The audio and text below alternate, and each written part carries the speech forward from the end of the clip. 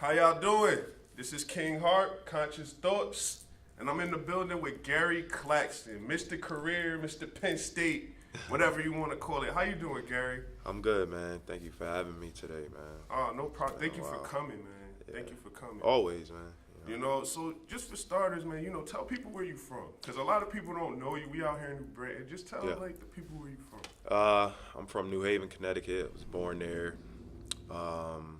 Then my parents moved out, got a house in West Haven. So all my family is, from the inner city of New Haven. So that's where I spent most of my time, and I just laid my head basically in West Haven. But, yeah, man, New Haven, 203 Connecticut.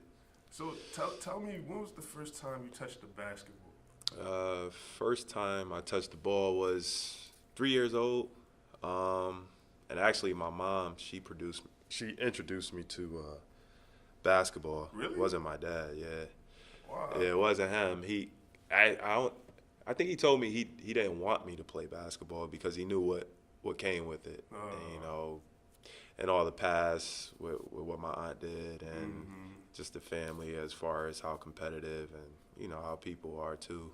You got a lot of haters and, then you got some people that's rooting for you, but, I mean, that's what you're going to have in life, so. Yeah. So it's like, growing up, me and him, we played on the same AAU team. Yeah. I still got that picture in the basement. Yeah. With everybody with Luck, my trail. And I can't remember everybody's name in the picture. Yeah. But, we've been playing basketball a long time. And one thing I can say is, like, you always been a competitive person. Not just you, your mom, your dad, even your sister. Yeah. I recall, like, games, man, when we would go and play at, we would be at Cross, and just watching, like, your mom used to win most of the games. We let her win. But, yeah, man, I mean, it's a game, man, and it's competition. I'm still competitive. I'm not as competitive as I used to be. Sometimes, I really get mad, like wanting to fight, like type of competition where if I lose. But now, you just channel things and, you go through life and it's you just go through things and then you mature and stuff like that. But yeah, man, I love sports. I love anything competitive. Yeah. So, growing up, I know you went to career high school. Yeah. What made you go to career high school out of all high school? Because I know you could have went to any high school you wanted to, but why you chose career? Well, first, I actually wanted to go to Notre Dame and West Haven Wow. because all my friends from middle school, most of them were going there. So I was like, I want to go too. I want to go with y'all. But my dad was like, well, I took the test. I passed the test, and then my dad was just talking to me. He was rapping me. He was like, that's an all-boys school, right? I was like, yeah. He was like, and, it was mostly like, white kids that's there in locations. But career has a more diversity, white kids, black kids, Hispanic kids, stuff mixed. And then you got, females and males there. So, and also, too, West Haven was, I was right around the corner from West Haven. But my parents just thought that career was the best opportunity for me to learn and grow as an individual. And even on, like, the basketball, and they had good coaches there as far as Coach Evans, Coach Kelly. So, I took my chances there, man. I seen a few of your games in high school. I remember I went to one game. This is just a game. I went to multiple games, but this one game you was playing against Fluff, and it was playing against Hill House. Yeah. And I'm not sure if this was your junior or your sophomore year, but like you went off that game. I think you had like 30-something, 10, like 13, 14 rebounds. That's it. And what I liked about the game, like to me in that game, that's where your competitiveness came out. Right. That's when I saw a different type of player on the floor, like just to take over, and it was just like boom, I got it. And then y'all won the game. Y'all ended up winning the game. Yeah. But it was just seeing the competitiveness and how you was able to compete. Like I love seeing people who are not afraid to back down. That's just gonna take the challenge. Like, I'm gonna take that shot. I don't care if I miss it. I got enough faith to know that it's gonna go in. If not, I'm good. Right. You know, that Jordan status. Yeah. You know? Yeah. So, like, in high school, like, what was one of your most memorable games? Or we'll start off with that. What was one of your most memorable games in high school? One of my most memorable. I don't know, man. It's a lot. That would be one of them. Playing against Hill House, coming my junior year, you know, coming back as a leader of the team, mature, you know, upperclassmen. Like you said, different competitiveness, and you know, like you said, stepping up to the plate. You know, because each summer I worked very hard, and you know, that during that time, like my junior year, I really knew that, you know, it's time for me to really step up, and this is my team, and you know, we're gonna work together, and you know, try to accomplish a lot of things and get wins. But as far as remember, I don't really have too much of like, oh, that game, that's my best game. I don't really have that. Every game was just memorable for me. You know, it's because I enjoyed playing so much. But I mean, that one was fun because it was opening night. It was a packed gym. We played at Cross, and then there was a lot of buzz with Hill House because they were like one of the best teams in the state. So everybody was expecting us to get crushed or whatever, or beat. So I think that's what gave us a lot of motivation as a team too. So you actually brought me to my next question, because I wanted to ask about your work ethic. Like, how was it? Like, what did you do like during high school? What was your work? What did you work out? What did you do as far as your workouts and consistency with it? As far as workouts, I probably did the same workouts when I was 8, 9, 10, 11, 12 years old, all the way up till high school with my dad. In the summers, each time you get off work, we go over to Cross outside in the gym, no matter what the temperature was. A lot of times I was on that court by myself when it was like 105 degrees, and him and I out there just sweating. It's just me and him. Nobody else. It's too hot outside, but we were working, and you know, his sacrifice, just getting off work, and you know, you spend 8 hours a day at a place where you're working and don't really want to be at, and come over here in the hot sun all day, every day for the most part. And yeah, man, we just worked on a whole bunch of things, you know, dribbling, rebounding, and also too, that just made me physically and mentally stronger. You know, we talked about that mental toughness. So I think those days, you know, I didn't think about it back then, but think about it later on in the future, and now those made me a lot stronger. So your pops made a sacrifice.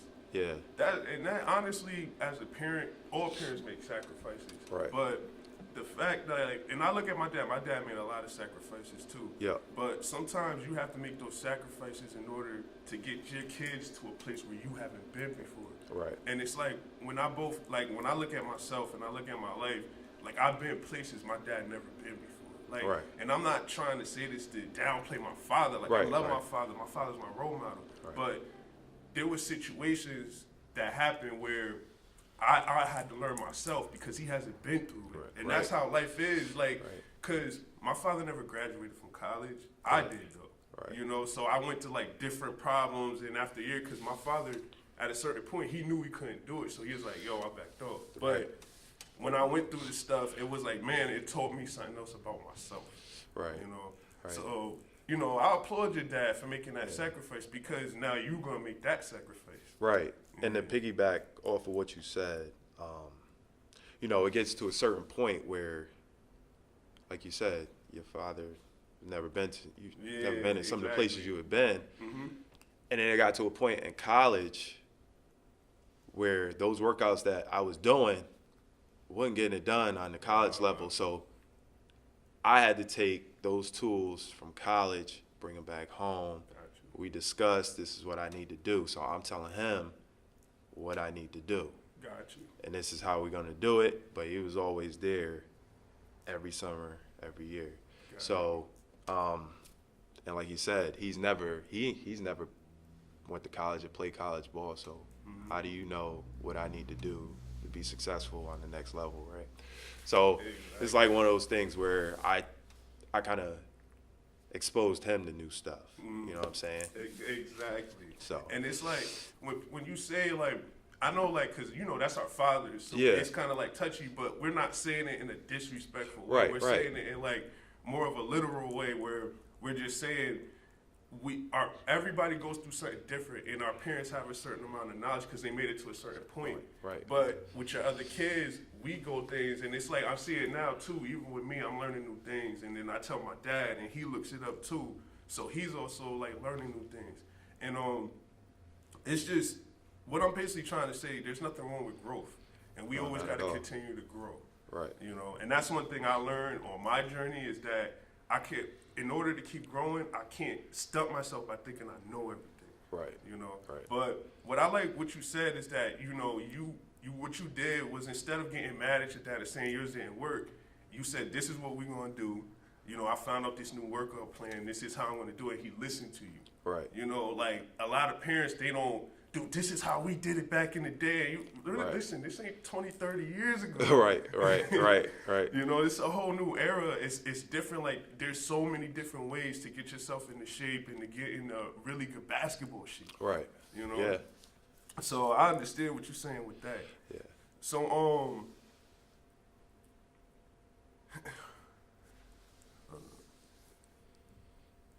so let me just ask you this. Was basketball, like, always a part of you? Was there another sport you wanted to play growing up? It was always a part of me. I played 1 year of soccer when I was like 5. And I didn't even try. I wish, that's one thing I do regret, is not trying other sports. Football, I was too scared to get hit. Baseball, didn't want to get hit with a pitch. Just didn't want to get hit, basically. I mean, basketball is physical, but it's not. Not like football. Yeah, football or anything like that. So it was just like, yeah, and I love basketball. I said, you know, this is what I want to do. And that's all I did basically every day. I mean, when it was winter, you know, outside courts with snow, whatever, I'd be in the garage with my little pullout. That thing was probably only about 7 feet.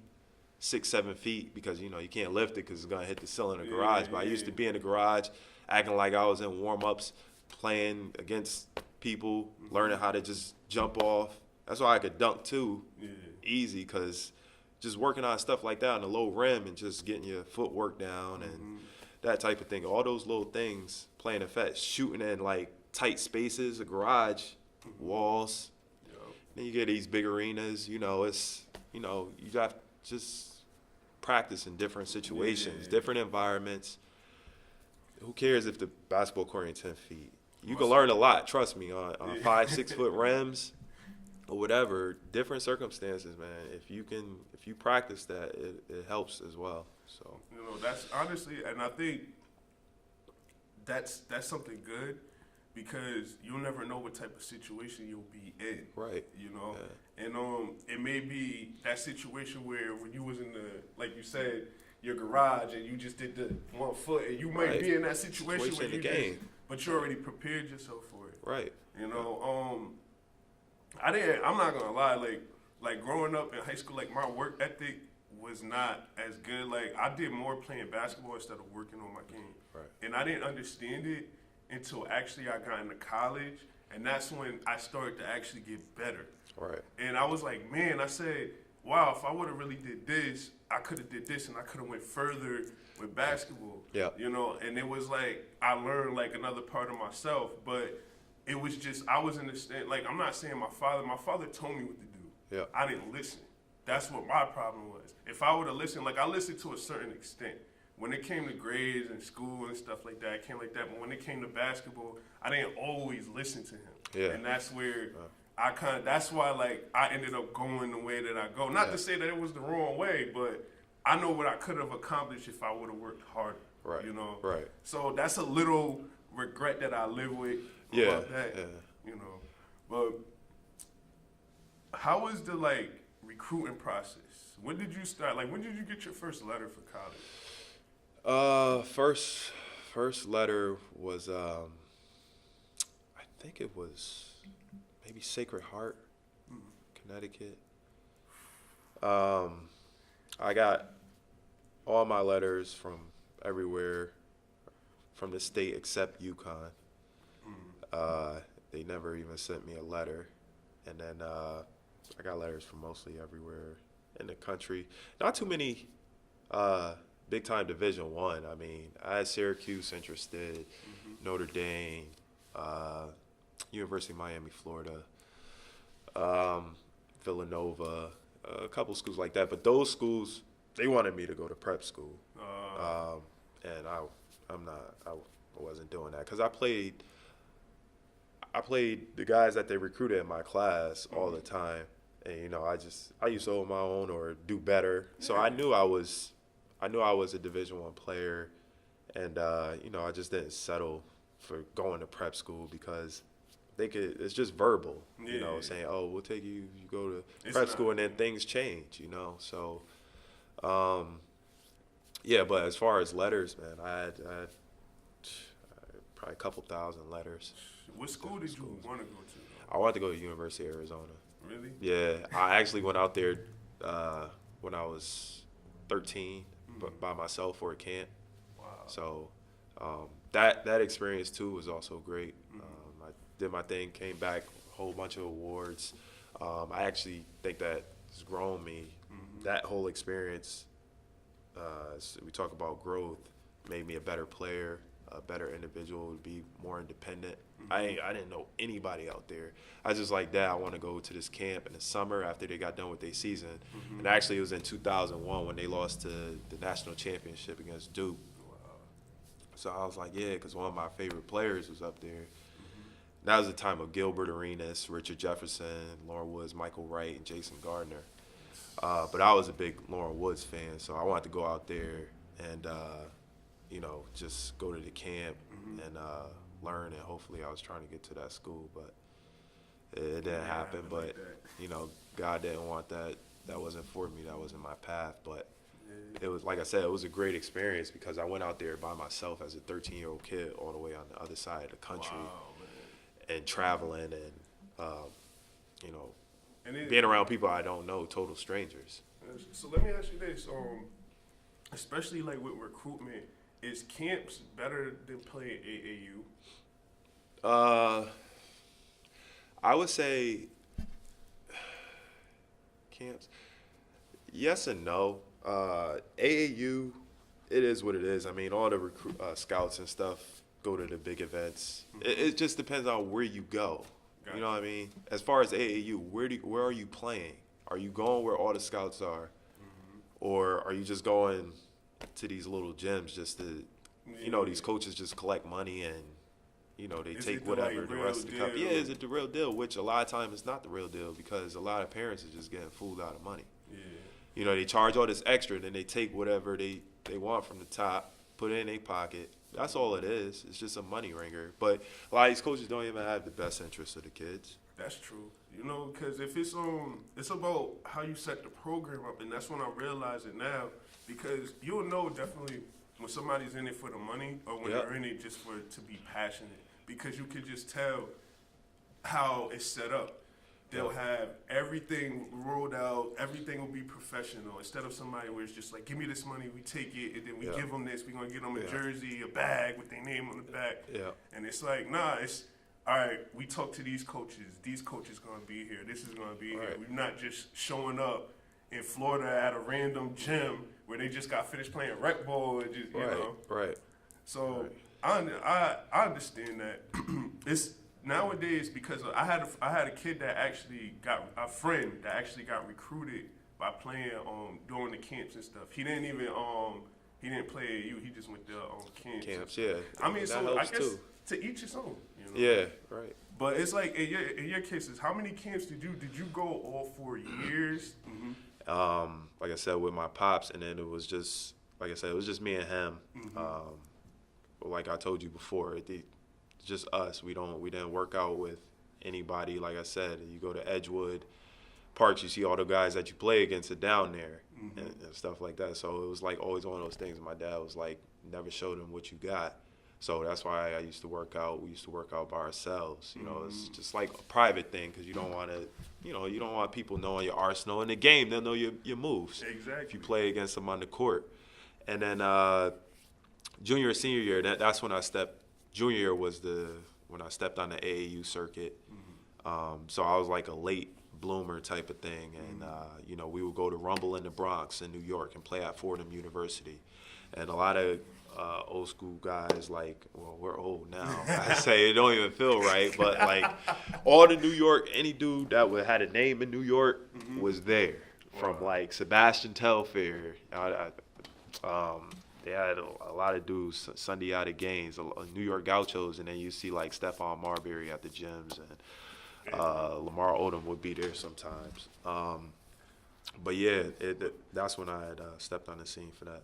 So I agree with what you're saying with not letting people see your game, your arsenal, or what you do privately. And I feel like that has a lot to do with being mental tough. And I'm gonna tell you why. Because because I went to Edgewood and I played with these people, and I'm gonna be real, the only reason I went out there was to try to prove something to them. Right. It wasn't because I was trying to prove something to myself. It was like, yo, I could play, I can do all that. Right. And it takes away, that has nothing to do with mental toughness. It Right. doesn't. Right. Because I could go out there and shoot 4 or 5 air balls. Right. And not score a bucket. Right. Right. So what did I actually prove? I didn't prove anything. Right. And it was more or less, whenever I would go out and play, I would just go. If I was gonna go and play and I went somewhere, I would work on the stuff that I would normally not do. Right. But when I used to go to the courts and like be by myself, I used to shoot the jumpers. I used to work on my ball handling even more. And like just the layups, working on my left hand layup and stuff like that, because nobody didn't know how to do that. Yeah. And in this day and age, as I see it, as it gets older and older, like I was a coach before, like last year, I coached girls, and there's so many girls that are just, I don't want to say they have the potential, but they don't. You can tell they never played basketball before. Right. And the fact that they don't know how to play basketball, but the fact that I was teaching them what to do, and they was like putting that together, and I was like, yo, I said, this is crazy, because there's another talented boy in the gym that could dunk, he could shoot a little bit, but can't really dribble like that or do a left-hand layup. But if I tried to work with him, he won't take what I say into account. He'll be like, nah, you don't know what you're talking about, you don't know this. Right. And that's what I seen. Like as men, some men are hard-headed, especially if you're not mentally tough. And I'll put it like that. And being mentally tough, I feel like you get that from situations you've been in and from your parents. Right. You know, I feel like they kind of like set the format for you for what mentally tough is. And it was like, I had to learn, because you can't always react in every situation. Right. No. You can't. Because your reaction could either be your career, it could be your life, or somebody else that's with you. Something could happen with them. Right. And that's a part of being mental tough, because you can't fight everybody. You can't. No. Yeah. You know, everybody has a different perspective, and it's just something you got to respect and know how to handle. You know, you have to know, like you said, there's a right time to do something, and then there's a time not to do something. So, yeah, I definitely agree with you on that. All right, so I want to ask you this. You know, you being in college and playing college basketball, how do you feel about college players getting paid to play basketball? College players getting paid, I think they should get some type of, payment or some type of stipend, because the institutions and the NCAA, I mean, they benefit from these players. They get money, and then you got a lot of kids that's less fortunate that can't afford a lot of things, and a lot of them just go to their coaches anyway and ask, they need a hand, or they go to the boosters. The boosters are the people that sponsor their scholarships. You meet them every year, and these are people with millions of dollars that write the checks to the institutions, and that's why you see all these scandals that's going on. And there's even more. It's hard to control. I mean, the boosters, they could give a kid $10,000. I was offered $10,000 one time cash by a booster. I didn't take it, but you know. But it's like in a situation, I don't blame, like, for some people, and this may sound wrong to me, but if you're a college player and you took money or did something, you did it for a reason. And I feel like as a college player, you go out there, you put your body on the line. Yeah. You just put yourself on the line, because in college you're not getting paid a contract, but you can get a career-ending injury just off of a rebound. Yeah. You know, so I feel like it should be fair. You should be able to get free insurance. They should be able to cut you a check, and then this will stop the fact that you got to run to a booster or run to somebody else. I mean, granted, I get it. People, if they know they're going to the league, they want certain things, and they've got an expensive habit. But if you could get a check for playing basketball, and it's like, forget the education part. For playing basketball, I think that'll make y'all much happier. Shoot. Yeah, exactly. And then if that does happen, then it's going to come to the point of, well, how much? How much do you give the players? How much do they make? And I feel as a university, and this is a real question, because I didn't go to a university. I went to like New England College. But if a university made over $1 billion off of sports alone, and I'm like, it's like, how much? You right at a certain point, but the thing is this: something got to go in. Some money got to go somewhere. Right. It can't just like y'all just keeping all the money in. If y'all made $1 billion, like, y'all gotta work something out. Yeah. I'm not saying, I know, I get it. Like, they shouldn't be making like a salary like I'm gonna get $1,000 a week or $5,000 a week. I get that, but something should be. They should work something out. Yeah, you know? But I agree. They need to get paid. But like I said, probably the biggest thing then is going to be how much, because, like you said, they make millions and millions of dollars off the team and off certain players and things like that. So we'll see. Nah, we'll definitely see. That's something. But I was watching ESPN and I had seen that, and the thing is the promotion, like them wearing your stuff and you being a star player, like that's not fair to you as an individual. Like, you're the one that's kind of filling up the seats. You know, they come to see, whether they like it or not, they came to see the team, but there's a star player on the team that everybody came to see. Like, I remember we took a bus to come see you play at Penn State. Yeah. You know, it was a bunch of us there. Yeah. You know, but we came to see you. Right. You know, and that's the point. Like, if we pay our money to go see somebody, they should see your position. Whether or not you're on a certain level, you still should get treated how the higher ups get treated, because you're the one. If you disappear, they'll find another one. But you still brought in, let's say they made $50 million last year. Now they made $100 million. You just made them $50 million.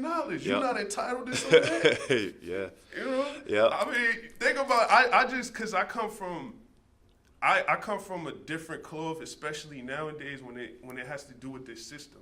Yeah. And the reason is because I've seen the system do what's wrong, do what's grimy. I haven't really seen the system do anything that really actually help us. Yeah. And that's why I always say, like, if you're gonna give your time, and this is with anything, it doesn't have to be with sports. It could be with your career. If you love your career, by all means go do it. If you love your job, by all means go do it. Yeah. But if you give your time to any type of job, I feel like you should get something in return. You should be, because at the end of the day, it's something, but you always end up doing more what you have to do at the job anyway. But you're still giving something. Like, you should get more in return, especially, like, your time is valuable, especially if you got kids working 8 hours and then going home. Like, sometimes you just want to chill. Yep. Like, if we didn't have to work that 8 hours, we could have chilled and then we'll play with the kids. Right. But unfortunately, we have to work. Right. You know, that's just the cards we was dealt with. You know, so I wanted to actually talk about James Harden for a second. Yeah. You know, I was watching something and they said that James Harden is the best one-on-one player in the NBA. And I looked at the guy, and Tracy McGrady was there too. And Tracy McGrady looked at the dude like, "What the heck are you talking about?" Like, like, yo, I was doing my thing too back in the day. But he said, but Tracy McGrady was like, "I wouldn't say all that." He said, "You guys are bugging." He was like, "I'll say that." He was like, "Michael Jordan is hands down the best one-on-one player." Yeah. He said Harden is not. He said he's good at getting open, but he's not the best one-on-one player. Yeah. You know, you know, me and you, we actually was talking about this, but I actually want you to just say, like, especially when they come with these comparisons, especially with LeBron and Michael Jordan. I want you to just tell people what you were saying before. Well, LeBron and Michael Jordan comparison, whenever that topic comes up, I mean, don't get me wrong, you got two Hall of Famers, two legendary guys. To me, it's no debate that Michael Jordan is better. And like I told you before, they got stats, they got championships, but let's take all that out the picture. Let's talk about the intangible things. One, you look at Michael Jordan. Two, you look at LeBron James. I always throw this at people as far as, okay, now what was one thing that Michael Jordan never did, you know what I'm saying, that LeBron did? Oh, I don't know, such and such. One, LeBron, he switched teams for one. That's Michael Jordan's been loyal to the Bulls, stayed on one team, built the organization. People came in. You know, you had Pippen came in, Rodman came in. LeBron, he all over the place now. He's what, third team? So, you know, he had to go find that championship. Jordan stayed. But the biggest of them all to me is that we've seen LeBron quit before. And as far as being a legend, you don't ever quit. You show me a time ever where you've seen Michael Jordan quit. Who you gonna take? Exactly. The guy that never showed you quit, or a guy that might quit on you? And that always consistent. There's been times you didn't even know LeBron James was on the floor. Tell me a time when you ain't never know Michael Jordan wasn't on the floor. And like I said, you're going to have your bad games. They can have bad games. Shooting games don't matter. They can go 1 for 30 for all I care. But I know you out there trying to win. LeBron, I can't say that. So that's why I give the edge to Jordan. Besides the stats, because they all got stats. They all got championships. But as far as the intangible things of who I know going to always ride every single game and who's proven that every single game, not just sometimes, every game. LeBron, he hasn't done that. He's done that a few times where he's disappeared. And even he said, I remember an interview with him one time, he said, okay, I'm taking cruise control off. Why you cruising in the first place? Exactly. But you can kind of actually tell, even when you watch him play now, that he is. And that's like that's my problem, is that I can tell like he's not going as hard as he can. Yeah. Oh man, if he was going hard as he could, it'd be crazy. Could you imagine Michael Jordan having LeBron James' body? What? Yo, he would have averaged like 70 points a game. That's what I'm saying. If they could switch bodies, it wouldn't even be no contest. I mean, it's no contest now for me, but that would just put it way out of it. It wouldn't even be a thought. Yeah, it's I believe it is. It's the mentality too, because you know, even like as I watch LeBron play with the Lakers, and one thing I like as a coach and as any coach, you harp on defense. Right.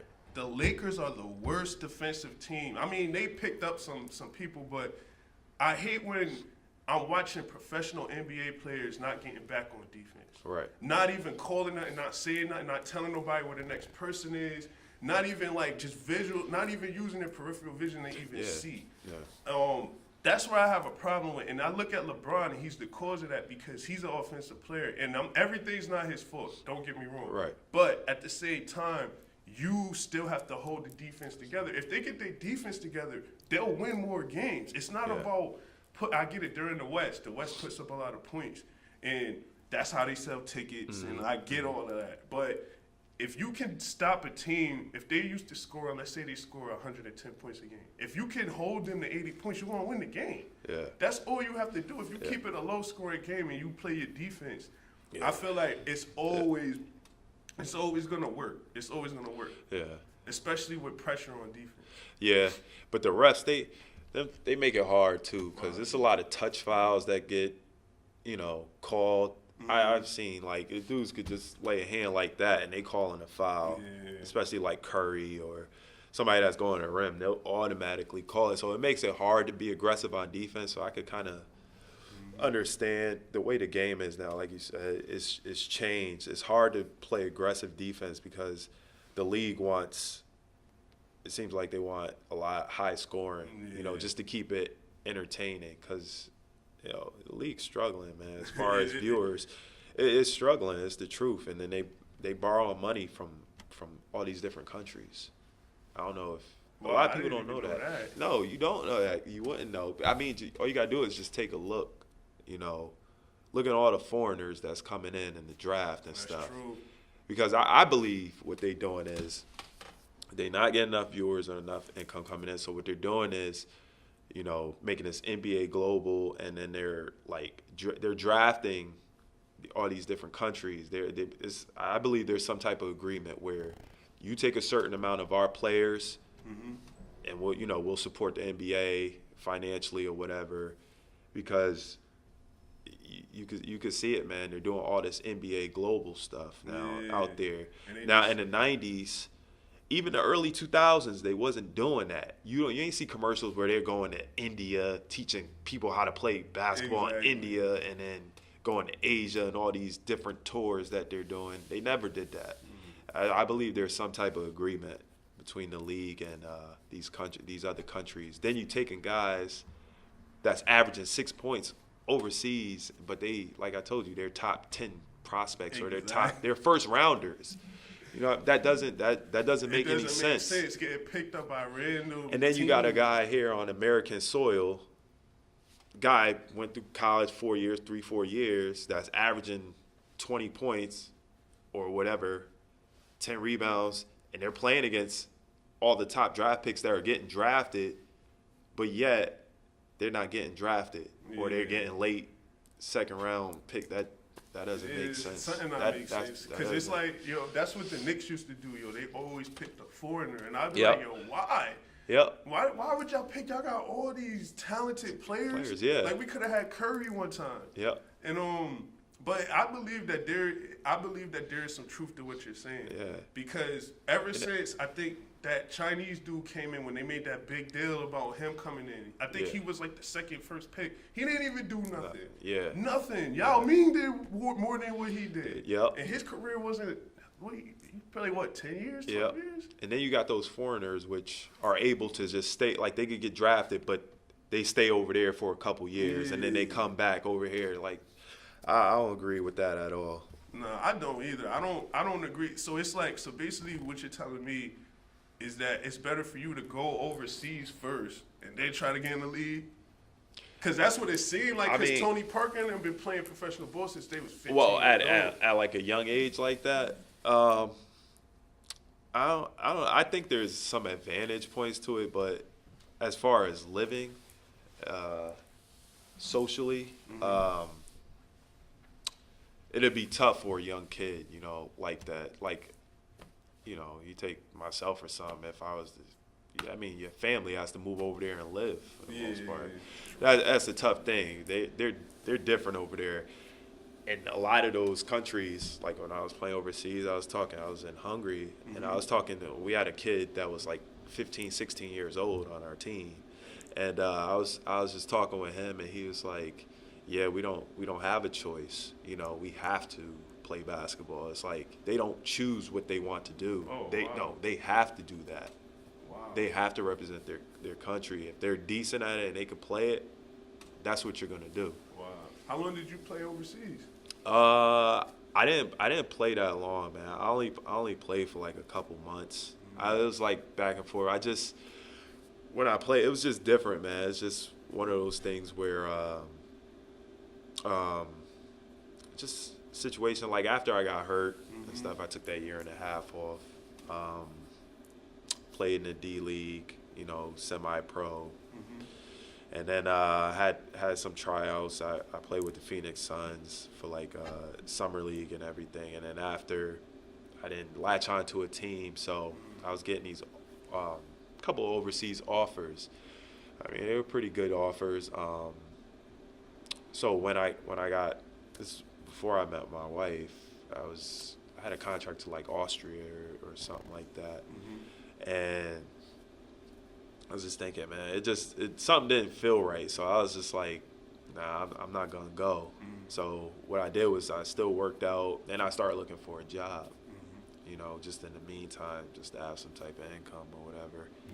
And then after that, I kind of disappeared for like a year or two. Then I came back, and then I had a contract to Hungary. Went out there, did my thing, and then they had this American guy. I think his name was Tony Crocker. He went to Texas A&M, one of those schools, but he played the year before. And anyway, he was one of the top players. So they put, usually when you play overseas, you have a trial period, and because nothing's guaranteed over there, nothing, unless it's in like hard writing. But usually they don't really do that.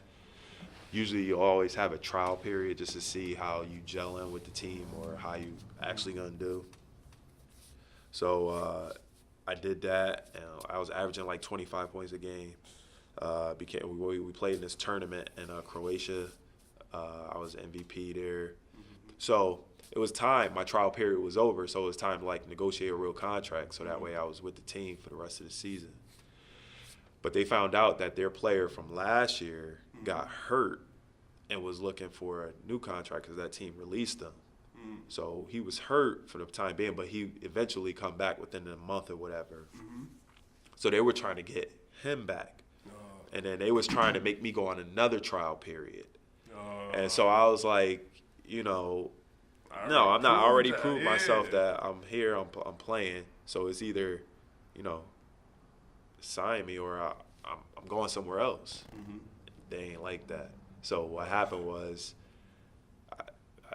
I said no to the trial period, so they got mad, and I told my agent find me another team, and that's what happened. So so I ended up playing in Sweden, and then when I went out there, it started off good, and the coaches, like I said, they have a different mentality out there. Like you'll have a full out practice before a game. Like I'm talking about suicide sprints. Like I almost missed my first game because I was sleeping. Wow. It's usually like 3 hours before the game, 2-3 hours. We did a full out practice, and I almost missed my first game because I was asleep. Dang. So it's different, man. But I mean, I'm very blessed for the opportunity, and it was definitely an experience as far as culture and seeing how good we have it over here. Than a lot of other places, man, because they don't have a lot of freedom like we do here. You know what I'm saying? And just even like grocery shopping, I appreciate. Because plastic bags you got to pay for over there where Really? I was. Yeah, you bring your own bag. If you put your grocery, like I have a Nike duffel bag, I'll just bring it, put my stuff in there, and go. But there, if you want their plastic bags, you got to pay for it. And things like that, and just knowing where stuff is in the aisle, man. Hard. You ain't always got a translator with you. Another language. Yeah. And then you got to watch out for certain people. Like they had gypsy women out there, pickpocketing you with their kids because they homeless and stuff like that. Dang, man. So it's just like a whole new, just relearning everything again. Yep. All right. So we coming to a close at the end of the show. Right. So what we're going to do is we're going to go into the conscious report. All right. So the conscious report, what I'm going to talk about today is reflection. All right. So first thing I want to talk about is like just give you the definition of reflection. Serious thoughts, serious thought of consideration. So when you have a serious thought, you go into deep thought and you take some things into consideration. But to me, reflection, when I thought of this, I thought of it like this. Reflection is a time when you really need to go into deep thought about everything about yourself. And you have to look at yourself and be like, is everything with me good or is it bad? What do I need to work on? What am I lacking? And what I do is I do reflection on myself all the time. I did reflection on myself yesterday. And I knew one thing that I was lacking is I'm a procrastinator with certain things, not everything. So I had to do reflection on that. And there's other areas in my life where I need to reflect and make better. Right. But reflection is more of a time for you to really sit down with yourself and look at how you can become a better person. Right. In all areas of your life, mentally, physically, all areas of your life. So what I just want to tell people is take time to actually reflect on yourself. If you're going through an issue, if you lost your job, you got fired, or, baby daddy cheated, or something happened, or your boyfriend cheated, take this time to really reflect the situation, because every time a situation arises, that does not mean that it's a negative situation. Right. Sometimes it's a positive, something's supposed to be getting taken away, but it doesn't look like it because we expect it to look a different type of way. Right. We expect hurt to look different. We don't want to deal with hurt. So sometimes these pains that we have, remember, pain is temporary. I could close my hand in the door, knock on wood, I don't want to. Right. But I could close my hand in the door. It's going to hurt today, but tomorrow in a few days when I put some ice, I'm going to feel fine. Right. So people don't want to deal with pain. So a part of dealing with reflection is dealing with pain. Because if you don't deal with the pain, you're still going to keep it in your body, and it's going to cause you to stress. It's going to cause you to get all these different type of diseases that we have nowadays. Yep. So I just want to tell people, reflect. Take this time to really reflect on yourself and to become a better person. So, Gary, if you just want to tell people where they can find you on your social media. Yeah, usually I just have Facebook. I'm not big on social media because I'm more of a conservative, closed, private person. But I'm on Facebook, man. That's the only thing I got. I don't have Instagram, no Twitter or anything like that, no Snapchat. I can't get into that stuff. I try to, man, but I just can't do it because that's just not me, man. I don't really put myself out there like that. But you catch me on Facebook though. You can look me up there. Gary Claxton, on Facebook. Yeah. Definitely. Or you can hit me on my email address, GaryClaxton@gmail.com. I mean, I'm open to helping people, train, advice, whatever. I'm not looking for anything. I'm pretty much set in my life right now, and, I don't need any favors or anything like that, handouts, but I do have knowledge here about basketball and different levels of it, and it's free to anybody that's, that wants help or that needs advice or what to do or who can I talk to.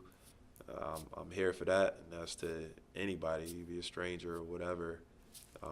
Just email me, and I'll do my best to help you. Gary Claxton. All right. You guys know at the end of the video they'll tell you on my social media. And I just want to thank Gary for coming out today. Yeah, thank you, Mike. It's like I said, this is family. Shouts out to his family too. Yeah. Shouts out to the Harpers. Yeah. So this is Conscious Thoughts, and we are taking our identity back.